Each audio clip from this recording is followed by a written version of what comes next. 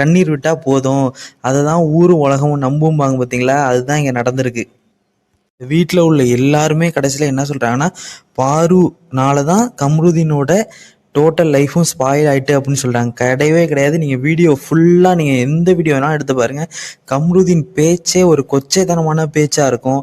ஒருத்தவங்கள்ட்ட எப்படி மரியாதையாக அவன் பேசின மாதிரி இதில் எல்லாரையும் வாடி போடின்னு பேசுறது, சும்மா சாதாரண சண்டைக்கே ஒருத்தவங்களை வாடி போடின்னு தான் பேசுறது, தேவையில்லாமல் வெளியில் வா பார்த்துக்கலாங்கிறது, அடிக்க போகிறது, இந்த மாதிரிலாம் செயல்லாம் வந்து கம்ருதீன் ஆல்ரெடி பண்ணியிருக்கிறான். வெளியிலேருந்து சப்போர்ட் கொடுக்கறதுனால சரிங்கிறதுனால தான் பிக் பாஸில் இத்தனை நாள் அவன் வந்து சர்வே பண்ணியிருக்கிறான்.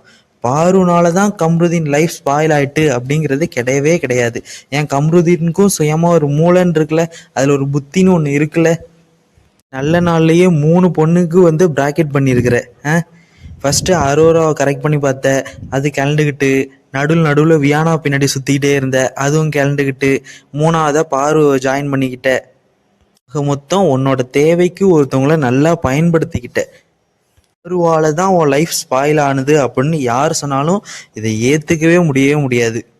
ஓகே மக்களே.